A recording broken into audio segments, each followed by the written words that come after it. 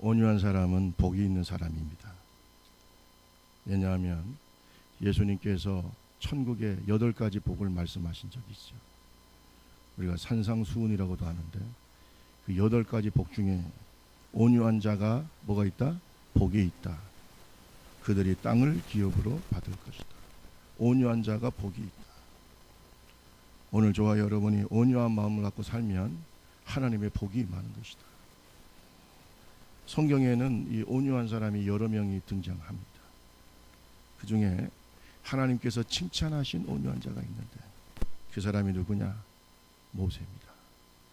그래서 민수기 12장 3절 말씀에 보면 모세에 대해서 이렇게 얘기하고 있어요.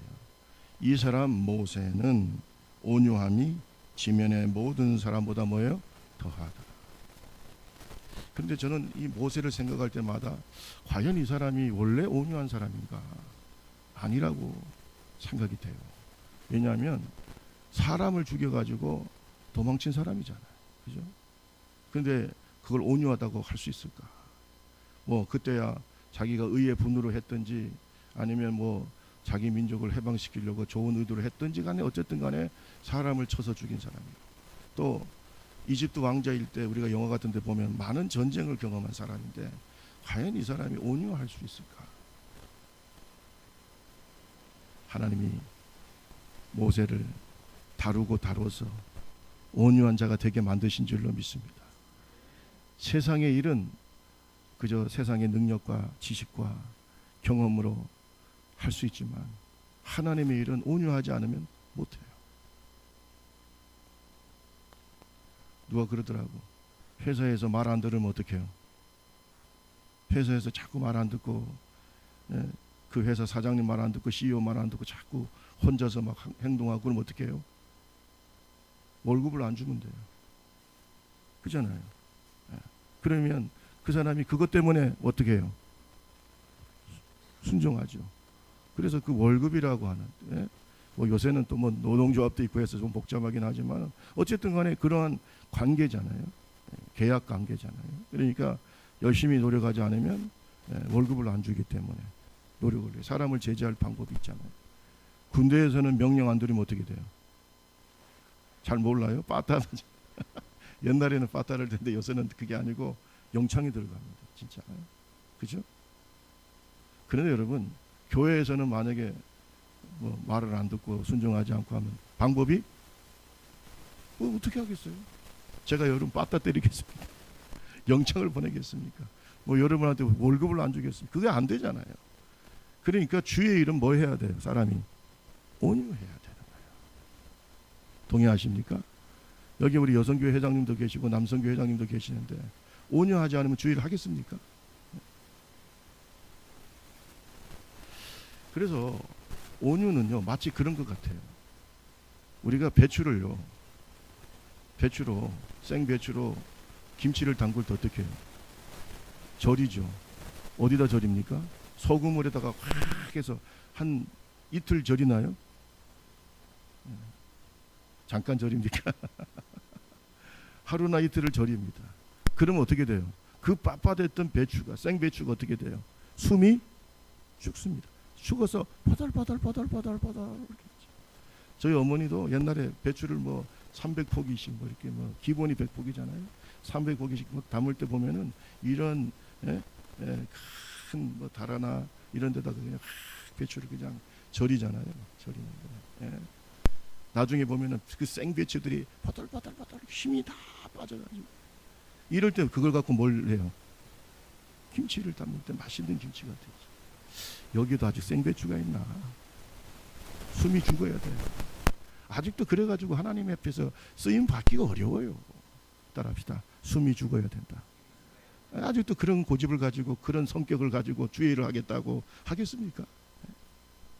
숨이 죽어야 돼요. 저도 방곱슬이 옹이라고 했잖아요. 저도 하나님께서 숨을 막 죽이시는, 감당할 수 없이 죽이시는, 죽어야지 어떡하겠어요. 따라합시다. 주님이 죽이시면 어떻게 해야 돼요? 죽어야지. 내가 뭐 뻣뻣하게 해서 뭐 할 거냐고. 뭔지 아시겠어요? 신학교만 나온다고 해서 주의 종이 되는 게 아니에요. 영적인 훈련이 필요한 거예요. 죽어야 돼. 모세가 이집트 왕자일 때는 하나님이 쓰지를 않았어요. 그의 숨이 살아가지고 뻣뻣해 있을 때는 하나님 쓰지를 않았어요. 그의 성격이나 그런 마음속에 있는 그런 거친 마음이 있을 때는 쓰지 않았어요. 다 숨이 죽어서 40년 동안 광야에 살면서 주님께서 이리 구르고 저리 굴리고 40년 동안 광야에서 하나님은 그의 숨을 죽이신 줄로 믿습니다. 그래서 이제 80이 되었을 때는 나는 이제는 뭘 하겠냐. 내 나이도 이렇게 많고 옛날에 이집트 왕자 때 그 권력이라든지 뭐 이런 거 다 이제는 없고 그럴 때 주님이 어떻게 해요? 부르시는 거예요. 잘 들으세요. 능력은 누가 주시는 거예요?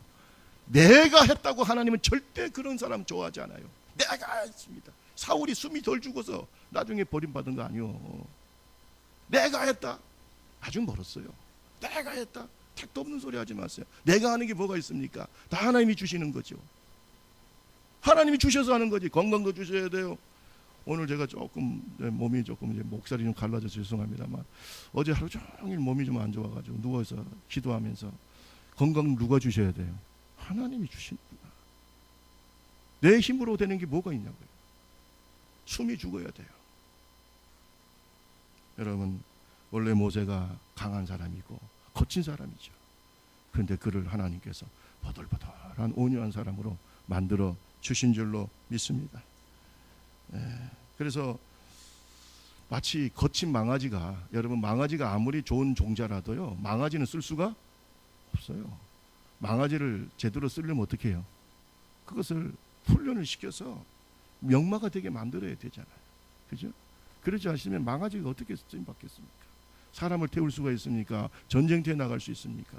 말도 안 듣는 그 망아지, 지 마음대로 돌아다니고 뛰어다니는 그 망아지를 뭐에 쓰겠습니까? 주인이 오른쪽으로 가라면 오른쪽으로 하고 왼쪽으로 가라면 왼쪽으로 돌격 앞으로 하면 그냥 생명을 다해서 달려가는 이런 말이 돼야 전쟁에서 쓰임을 받는 거지. 이런 뭐 망아지같이 지 마음대로 뛰어다니는 걸 아무리 품종이 좋다고 해서 그걸 쓸 수 있겠습니까? 그래서 명마로 조련을 하는 거예요. 그래서 어떤 분은 온유함에 대해서 이런 말을 했어요. 온유함이라는 것은 따라합시다. 거친 우리가 따라하세요. 거친 우리가 하나님께 길들여지는 것이다. 하나님 앞에 길들여지는 게 온유하다. 길들여지지 않는 하나님의 사람, 망아지 같은 사람, 뻣뻣한 배추 같은 사람을 어떻게 쓰겠냐? 쓸 수 없어요. 써봐야 계속 시끄러운 소리만 나죠. 온유한 사람이 복이 있는 사람이에요. 축복의 사람이에요. 하나님은 모세를 온유하게 만들어서 쓰신 줄로 믿습니다. 오늘 성경에 또 온유한 사람이 나오는데 누구냐? 바나바예요. 저는 성경에서 바나바를 볼 때마다 야 정말 예수님을 닮은 온유한 사람. 우리는 바나바보다 바울에 대해서 너무나 바울에 대해서 바울 영어도 폴이라고 하는 이름을 참 많이 씁니다. 예수님 이후에 대단한 그리스도인 바울에 의해서 수많은 성경이 쓰여지고 바울이 없이는 기독교 신학은 존재할 수도 없고 뭐 이렇게 하기 때문에 바울에 대해서 우리가 얘기하지만 바울이 있게 만든 사람이 누구예요? 오늘날 바울이 존재하게 만든 사람이 누굽니까? 바나바예요. 바나바 없는 바울은 존재할 수가 없어요. 내가 위대해지는 것도 좋지만 나를 통해 누군가를 위대하게 만드는 것도 더 좋은 거 아니냐.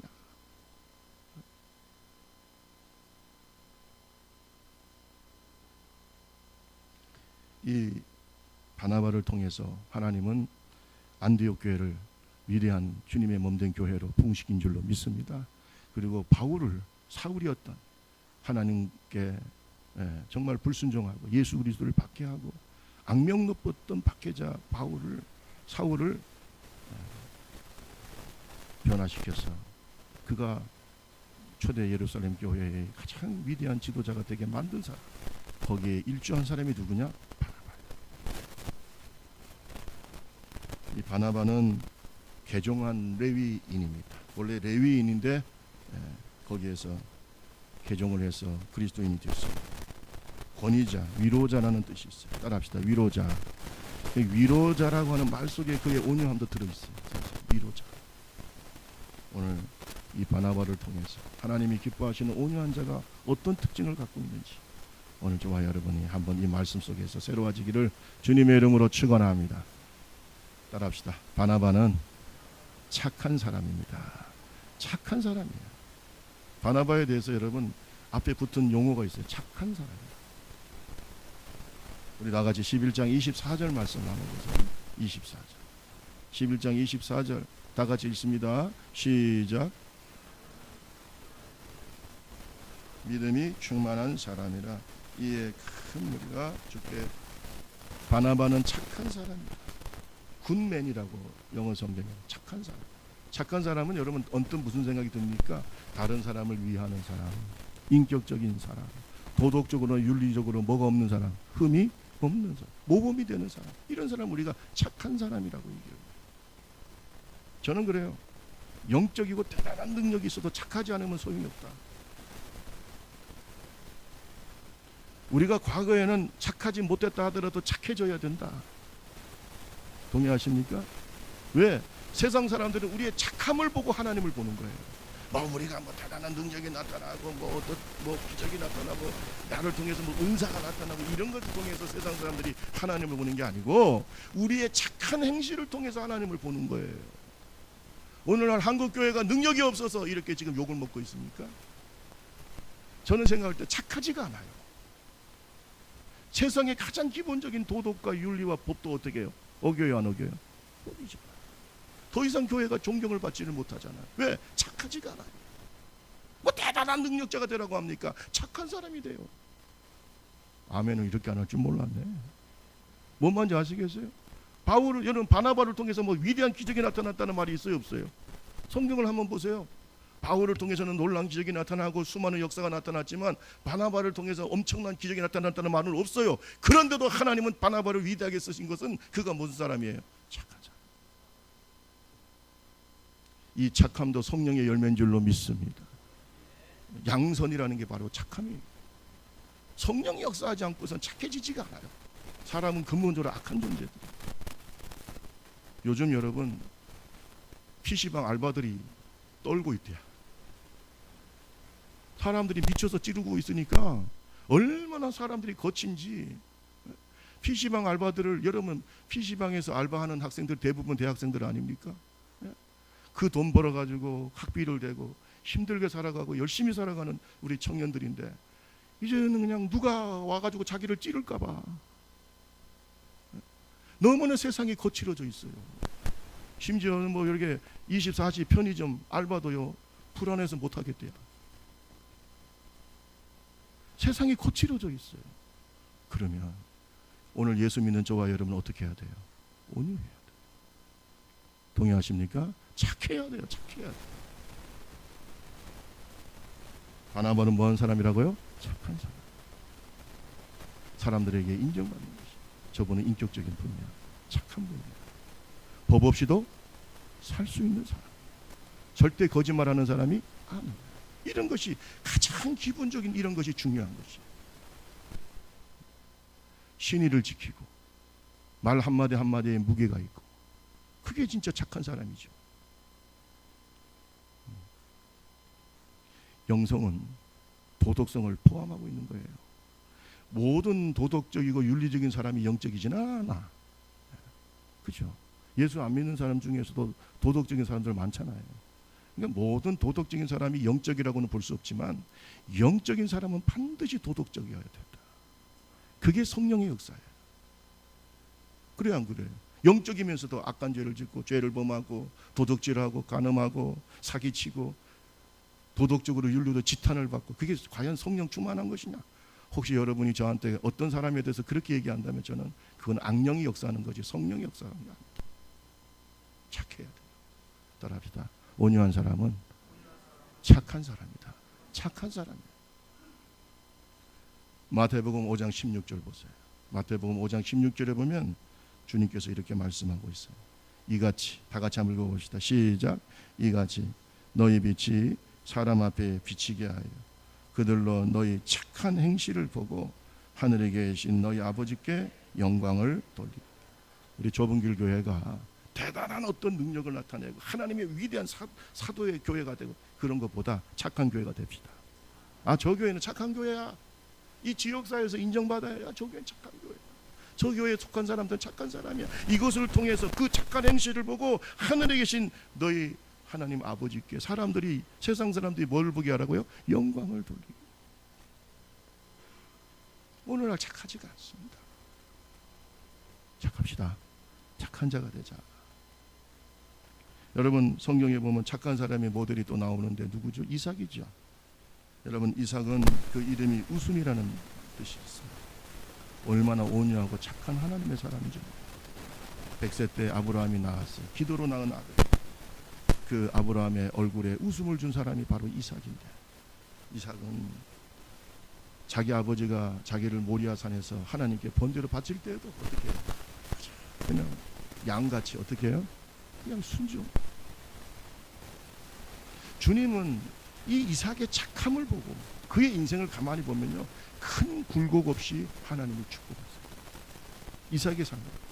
이삭은 아브라함의, 잘 들어보세요, 아브라함의 영적인 축복의 계승자가 됐을 뿐만 아니라 하나님은 이 땅에 사는 동안에 100배의 복을 받게 했다.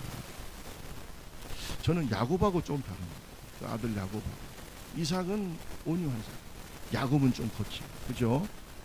거짓말도 하고 속이기도 하고. 얼마나 그 인생이 고달픈 인생인가요? 근데 이삭은 그렇지. 창세기 26장 12절에서 13절 말씀해 보니까 이삭이 그 땅에서 농사하여 그 해에 뭘 얼마나 얻었다고 그랬어요? 100배나 얻고 여호와께서 복을 주심으로 창대하고 왕성하여 마침내 거부가 된다. 따라합시다. 온유한 자를 축복하신다. 하나님은 착하고 온유한 사람을 뭐 한다고요? 축복. 복 받읍시다. 이왕이면 하나님의 복을 받고 살아야지. 단 한 번밖에 없는 인생인데 거칠게 살지 마세요. 온유해서 착한 사람, 하나님이 축복하는 사람인 줄로 믿습니다. 두 번째로, 온유한 사람은 어떤 사람입니까? 따라합시다. 성령과 믿음이 충만한 사람. 성령과 믿음이 충만한 사람. 바나바의 또 다른 특 중에 하나가 바로 성령과 믿음이 충만한 사람. 다시 한번 우리 읽었던 말씀 한 번 더 읽어볼까요? 우리 24절, 11장 24절 시작. 바나바는 착한 사람이요 성령과 믿음이 충만한 사람, 이에 큰 무리가 죽게 더. 성령과 믿음이 충만. 여러분, 우리가 착해가게 되고 온유하게 되고 이거 사람의 힘으로 돼야 안 돼요? 안 되죠. 주님께 길들여지는 거죠. 성령께 내가 잠기면은 온유해지는 겁니다. 부들부들해지는 거예요. 어떤 분은 기도를 이렇게 얘기합니다. 기도라고 하는 것은 성령의 인격에 내가 잠기는 것이다. 마치 소금물에 배추를 확 침례를 시키잖아요. 그죠? 거기에서 막 거기에 잠겨가지고 소금물이 배추를 부들부들하게 만드는 것처럼 진짜 기도는 내가 성령의 인격에 잠겨야 돼. 우리 옆 사람하고 얘기합시다. 기도는 성령의 인격에 잠기는 것입니다. 한번 해보세요. 앉아가지고 그냥 이렇게만 계속 자꾸 자기 얘기만 하는 것이 기도가 아니에요. 기도는 성령께 인도함을 받아야 돼요. 할렐루야. 성령의 인격에 잠겨요. 옛날에 우리 어머니가 강남 금식기도원에 가가지고 기도할 때 그 얘기를 한 번씩 저한테 할 때 제가 마음이 많이 아프고 그러더라고요. 강남 금식기도원에서 기도하고 은혜 받고 막 거기에서 조금 내려오면은 거기에서 차를 타고 이제 서울로 오는 셔틀버스가 있는데 다 은혜 받았잖아요. 다 차를 탔어요. 근데 이제 어머니는 연세가 있으시니까 좀 늦게 왔어요. 딱 차를 타 보니까 이미 젊은 사람들이 다 왔어요. 자리 앉아. 연세 드신 권사님이 너무 이제 금식도 하고 힘이 없어가지고 자리에 앉으려고 하니까 자리가 없어요. 그러면 좀 젊은 것들이 어떻게 해야 돼요? 이게 은혜 받은 거 아니에요? 네? 아니 그런 기도를 왜 합니까?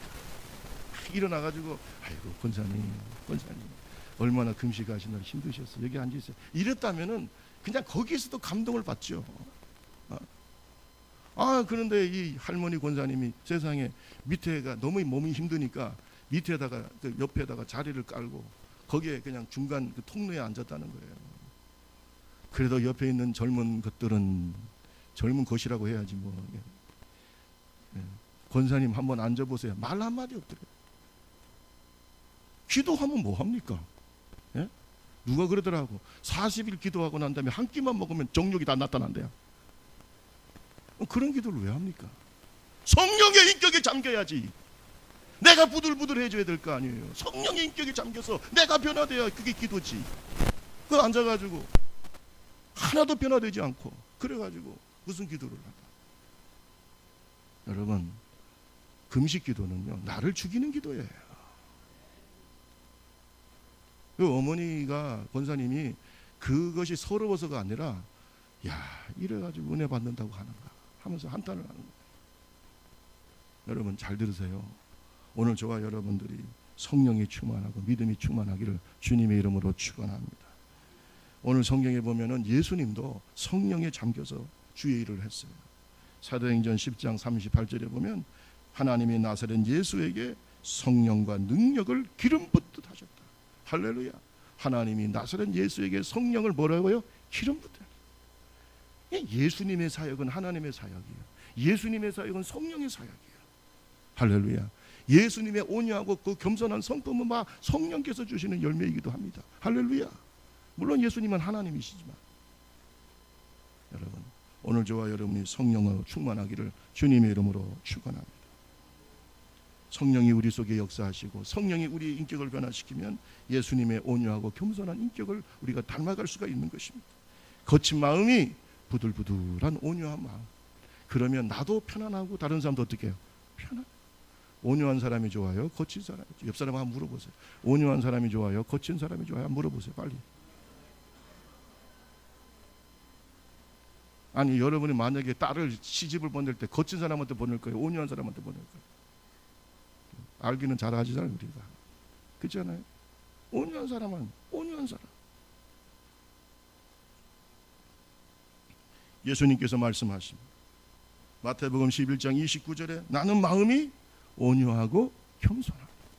너희는 내 멍에를 베고 내게 배우라. 그러면 너희 마음이 뭘 얻어요? 쉼을. 따라합시다. 온유하면 마음에 쉼을 얻는다. 마음에 쉼을 얻어요. 온유한 사람은 내 마음에 하나님의 평강이 임하는 것입니다.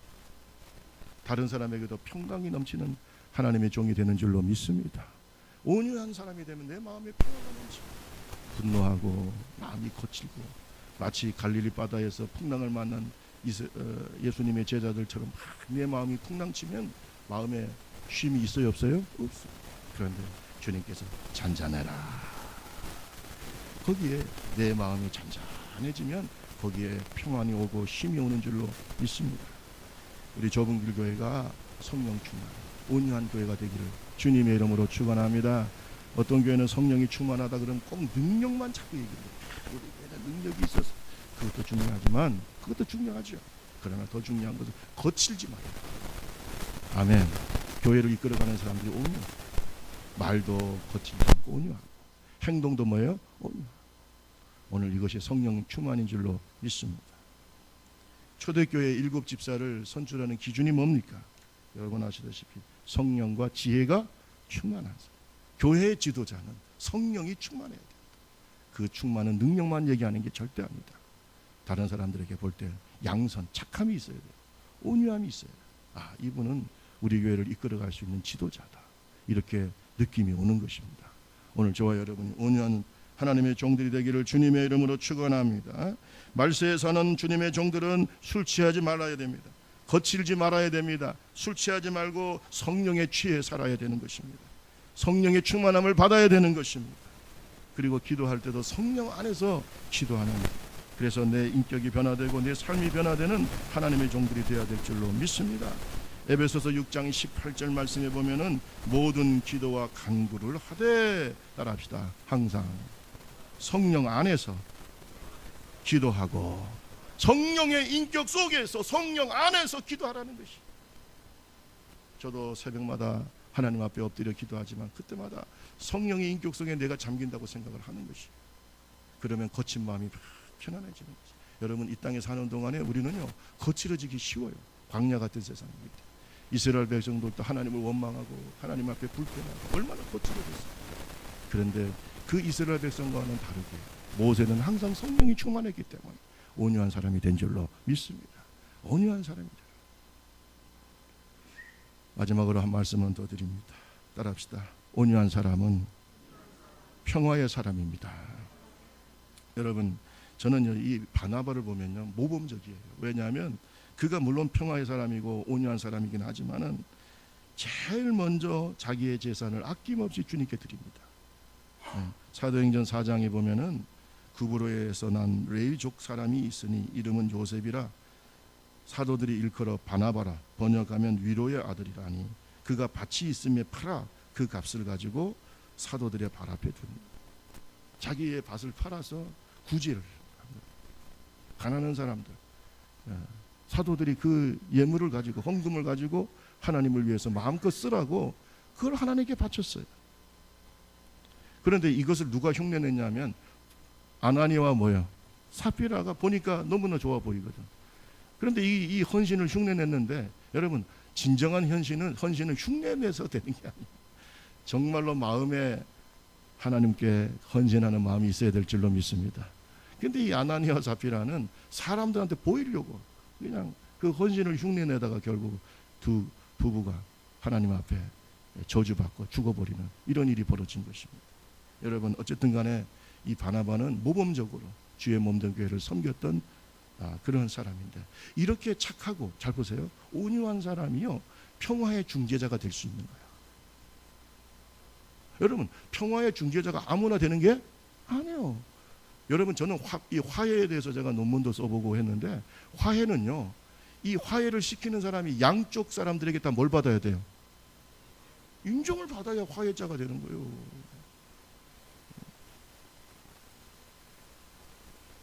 그런데 어느 한편이라도 당신이 화해시킨다고 내가 화해할 것 같아? 이렇게 그 사람에 대해서 부정적인 마음을 갖고 있으면 화해가 안 되는 거예요. 여러분 이 바나바가 왜 화해의 사람이 되냐? 유대인 그리스도인들 베드로라든지 안드레라든지 야고보 요한 이런 그 초대교회 지도자들도 바나바 하면 어떤 사람이에요? 착한 사람, 성령이 충만한 사람. 할렐루야. 주님의 몸된 교회를 앞장서서 헌신하는 사람. 할렐루야. 모범적인 그리스도인 다 인정을 하는 거예요. 그러니까 사울에 대해서 사울은 믿을 수가 없는데 사울에 대해서 누구를 보고 믿는 거예요? 빨리 좀 얘기하면 누구를 보고 믿어요? 그것이 평화의 사람인 거예요. 평화라는 게 뭐 여러분 내가 막 하고 싶어서 되는 게 아니에요. 인정을 받아야 화해와 평화를 이룰 수 있는 거예요. 또 사울이 생각할 때도 바나바는 정말로 초대교회의 위대한 인물이고 또 존경받는 인물이고 그러니까 자기 자신이 지금 변화되었다는 것을 누구한테 하소연합니까?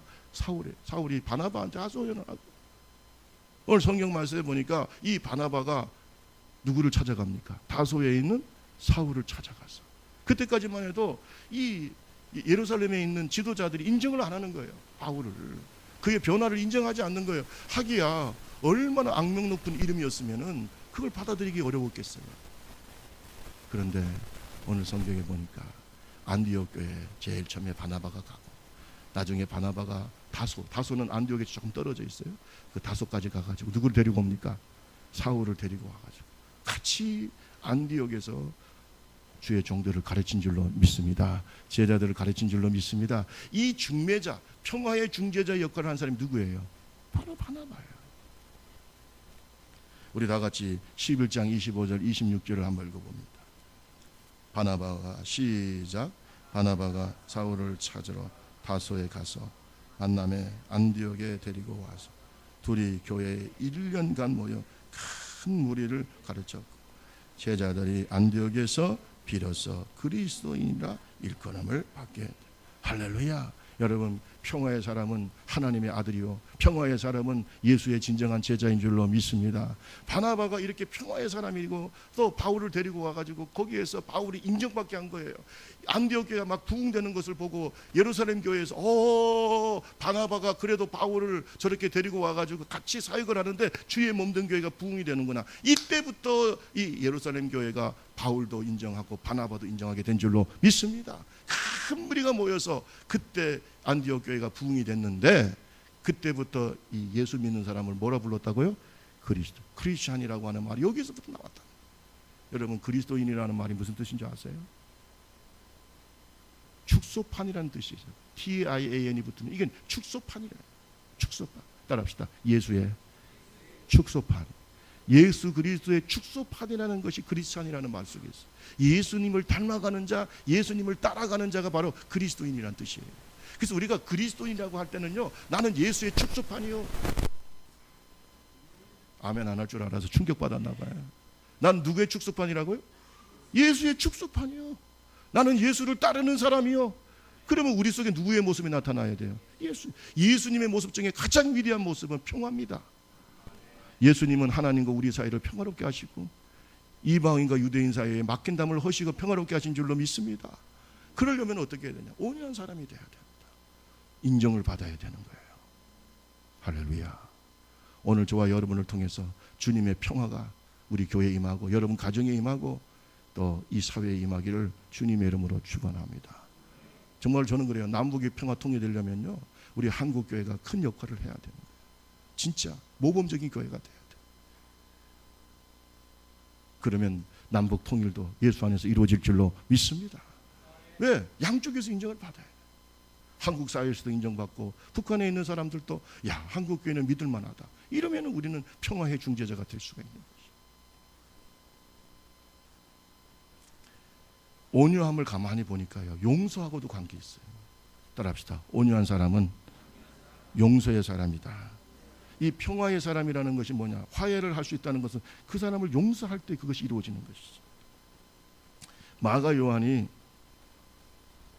1차 선교 여행을 따라갔어요. 이 마가 요한은 바나바의 생질이라고 나와 있죠. 따라가서 이제 같이 선교 여행을 갔는데, 여러분 이 어린 나이에 배를 타고 장거리 여행하는 것이 얼마나 힘들겠어요. 그러니까 중간에 마가 요한이 휙 돌아가 버렸어요. 돌아가 버렸는데 아마 성경에는 안 나타났지만 바울 사도하고 아마 좀 부딪힌 것 같아요. 그게 확 돌아가 버렸어요. 2차 선교여행을 1차 선교여행을 잘 마치고 2차 선교여행을 떠나려고 할 때 마가 요한이 또 가고 싶었나 봐요.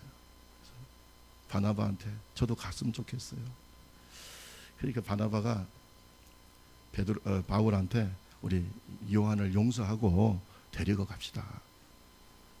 그런데 바울이 용납을 한 번 저렇게 중간에 간 놈은 절대 믿을 수가 없어. 그래가지고 마가 요한을 나는 못 데려가겠다. 이것 때문에 바나바하고 바울이 크게 다투었다고 성경에 기록되어 있어요.